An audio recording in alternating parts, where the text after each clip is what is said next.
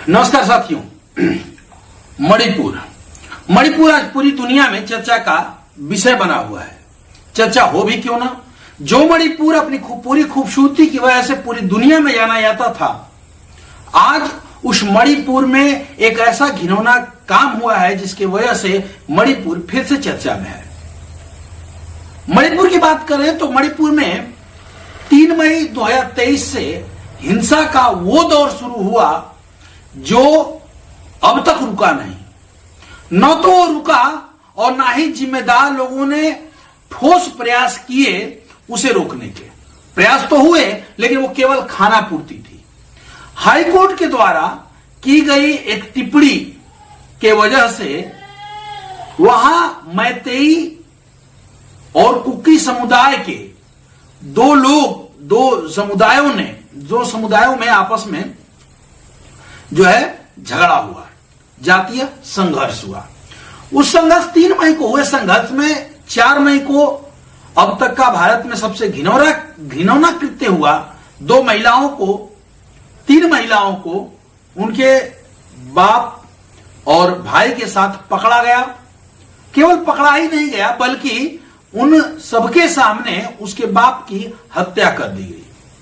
उसके बाद उन तीनों महिलाओं के शरीर से एक भी वस्त्र छोड़ा नहीं गया, शरीर से सारे वस्त्र निकाले गए। जब उसका विरोध उसके भाई ने किया तो उन महिलाओं के सामने ही उसके भाई की भी मार के हत्या कर दी गई। इस दौरान जो बातें आ रही है उसमें यह देखा गया कि पुलिस वाले भी वहां मौजूद थे, लेकिन उन्होंने ना तो इसे रोकने का प्रयास किया और ना ही उसके बाद भी कुछ किया। 4 तारीख को यह घटना होती है और 4 तारीख के बाद 2 दिनों से ये जब इंटरनेट बैन वहां से हटा है तब ये सर्कुलेट हुआ है मीडिया में, तब जाकर के लोग जगे हैं। इससे पहले 3 तारीख को यह घटना, 3 तारीख को मणिपुर में हिंसा का दौर शुरू होता है और 79 दिन तक, 70 दिनों से अधिक तक, 75 दिनों से अधिक तक मणिपुर जलता रहा है। सैकड़ों लोगों की हत्या हुई, चाहे वो कुकी समुदाय के थे चाहे मैतेई समुदाय के थे। महिलाओं की आंखें निकाल ली गई, उनसे छेड़छाड़ हुई, उनके साथ बलात्कार हुआ, नंगा करके परेड कराया गया। वो भी उन महिलाओं को जिसका पति जो है फौज में कारगिल की लड़ाई लड़ चुका है। कल मैं उसका बयान देख रहा था कि हमने कारगिल के लिए लड़ाई लड़ी, उसमें अपने देश को बचाया। हम शांति सेना में श्रीलंका गए, वहां लड़ाई लड़ी, लेकिन दुख कि मैं अपने ही परिवार को नहीं बचा पाया। इतना सब कुछ होता रहा, लेकिन हमारे देश के प्रधानमंत्री जो किसी क्रिकेटर की उंगली पे चोट लग जाती है उस पे ट्वीट करते हैं, जिनको विपक्ष की इतनी चिंता रहती है कि एक एक बातों को ढूंढ करके निकालते हैं, उस पर कमेंट पास करते हैं, बोलते हैं कि विपक्ष ऐसा कर रहा है। लेकिन क्या मजाल कि 75 दिन से अधिक समय से जल रहे मणिपुर के लोगों के लिए, जहां सैकड़ों लोग मारे गए। कल मैं एक वीडियो देख रहा था, रूह कांप गई कि किसी का सर काट करके किसी बांस के बने हुए चंचरे पे रखा गया था। वो मैतेई समुदाय का था कि कुकी समुदाय का था, ये मैं नहीं जानता। बस इतना जरूर जानता हूं कि वो भी इंसान था। किस समुदाय की ये महिलाएं थी मैं ये इस पे भी नहीं जानना चाहता। बस ये मैं जानता हूं कि ये महिलाएं थी और जो हुआ वो बहुत ही घिनौना हुआ। और रही बात सरकार के रोल की, यदि समय रहते सरकार ने ठोस कदम उठाए होते तो सैकड़ों लोगों की जिंदगियों को हम बचा सकते थे। वो सरकार जो सुप्रीम कोर्ट के दिए हुए फैसले को बदलने के लिए रातों रात अध्यादेश ले आती है, उस सरकार ने मणिपुर को बचाने के लिए कोई ठोस प्रयास नहीं किया। हमारे प्रधानमंत्री के मुख से एक शब्द सुनने को लोग तरस गए कि प्रधानमंत्री की एक अपील हो जाए और मणिपुर की जातीय हिंसा रुक जाए। यह तब हो रहा है जब भारतवर्ष के इतिहास में आज के समय में भारतीय संसद में सबसे ज्यादा महिलाएं हैं। 100 से ज्यादा महिलाएं आज भारतीय संसद में हैं। यदि लोकसभा और राज्यसभा दोनों को जोड़ें तो 100 से अधिक महिलाएं आज हमारी संसद में हैं। और क्या मजाल कि उन महिलाओं ने मणिपुर हिंसा के लिए या महिलाओं पे हो रहे अत्याचारों के बारे में कुछ कहें।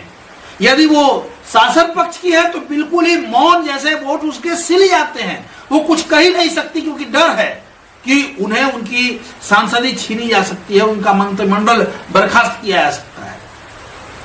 अटल बिहारी वाजपेयी जी ने एक बात कहा था, उन्होंने कहा था देश सर्वोपरि है, पहले देश का होना जरूरी है, देश रहेगा तो राजनीति होगी, देश नहीं रहेगा तो राजनीति नहीं होगी। लेकिन सत्ता में बैठे हुए सत्ता के लालची लोग देश को ही तोड़ने पे आमादा है, इनको तनिक भी चिंता नहीं है।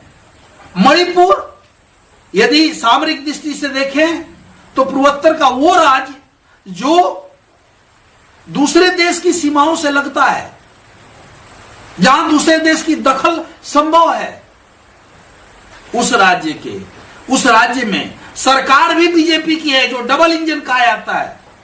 बेटी बचाओ बेटी पढ़ाओ इस सरकार ने नारा दिया था।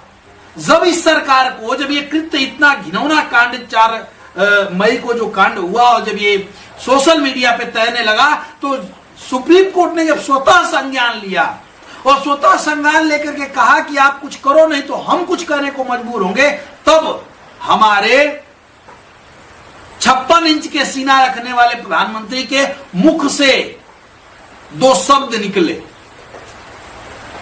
और 2 शब्द क्या निकले कि महिलाओं के प्रति होने वाले अपराधों को सभी राज्य सख्ती से निपटें। ये उनके कुछ शब्द इस तरह के कहे गए कि मन मेरा दुखित है और बहुत क्रोध है।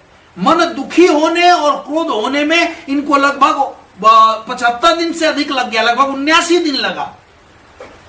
और जब सुप्रीम कोर्ट ने ये कहा तब जाके इनका मन दुखी हुआ और क्रोधित हुआ। महिलाओं की इज्जत की बात करने वाली ये पार्टी, महिलाओं की बेटी बचाओ बेटी पढ़ाओ का नारा देने वाली ये पार्टी खुद दिल्ली की कानून व्यवस्था इनके हाथ में है। और जब दिल्ली में महिला पहलवानों ने अपने उत्पीड़न के खिलाफ धरना देना शुरू किया, अपने उत्पीड़न के खिलाफ वहां जब उनकी एफआईआर नहीं लिखी गई, जब वो आंदोलन करना शुरू की, तो इन दरिंदों ने बड़ी बेरहमी से उन्हें घसीट करके, उनका जो सामान था फेंका ही नहीं बल्कि उनको घसीट करके वहां से भगाया।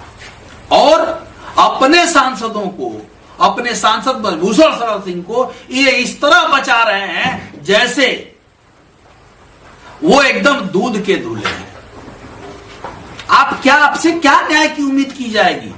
यदि मणिपुर में समय रहते सरकार चेती होती और बढ़िया कदम उठाए गए होते तो मैं निश्चित रूप से कह सकता हूं कि शायद हम इस जो 4 तारीख को जो कांड हुआ उस कांड को बचा पाते, नहीं बचा पाते, लेकिन उन महिलाओं को न्याय दिला सकते थे। एफआईआर तक नहीं हो पाई, 15 दिनों तक एफआईआर नहीं हुआ। जब ये मीडिया में बातें तैरी हैं, जब सुप्रीम कोर्ट ने स्वतः संज्ञान लिया है, तब जाकर के इनकी नींद जगी है। और नींद जगने के बाद भी जो सरकार पिछले 80 दिनों से, 79 दिनों से इस दंगे को, इस जातीय हिंसा को कंट्रोल नहीं कर पा रही है, उसी सरकार से फिर ये उपेक्षा की जा रही है कि वो सरकार कंट्रोल, जहां जातीय हिंसा इतने चरम पे है होने के बावजूद भी, इतने चरम पे होने के बावजूद भी ये मन की बात करते रहे। मैंने मणिपुर की कुछ तस्वीरों को देखा। जब ये मन की बात कर रहे थे तो वहां के लोग मन की बात जिस दिन कार्यक्रम आया था, इनके उसको, रेडियो को और लाउड स्पीकर को तोड़ रहे थे। उनके गले में तख्ती थी और वो ये कह रहे थे कि हमने मन की बात आपकी बहुत सुन ली, आप हमारी बात सुनिए, आप हमारी मन की बात सुन लीजिए। और मन की बात यदि सुने होते, यह शासन सत्ता यदि मन की बात सुनी होती तो निश्चित रूप से महिलाओं के साथ ये नहीं हुआ होता, या ये हो भी गया तो उनको त्वरित न्याय मिला होता। क्योंकि 3 तारीख को जातीय हिंसा भड़कती है, 4 को ये उनके द्वारा 4 तारीख को यह घृणित कार्य किया जाता है। जो भी लोग इस कांड में, इस घृणित कार्य करने में शामिल हैं, उन्हें कठोरतम दंड तो मिलना ही चाहिए, बल्कि इस हिंसा को न कंट्रोल करने की जिम्मेदारी 80 दिनों तक छोड़े रहने की, 79 दिनों तक छोड़े रहने की, मरो कटो जलो, वहां के केंद्रीय मंत्री का घर फूका जाता है, वहां के स्कूल फूके जाते हैं, चर्च फूके जाते हैं, फिर भी सत्ता मौन रहती है। जब सुप्रीम कोर्ट का डंडा पड़ता है तब इन्हें समझ में आता है। ये मुझे लगता है कि ये पहली ऐसी सरकार है कि जिसे सुप्रीम कोर्ट को बार बार दखल देना पड़ रहा है, और दखल देने के बाद इनकी नींद जगती है। ये पता नहीं सत्ता के मद में कितने चूर हैं कि सुप्रीम कोर्ट के दखल के बाद इन्हें समझ में आता है कि नहीं, ब्रजभूषण शरण सिंह पे FIR होनी चाहिए।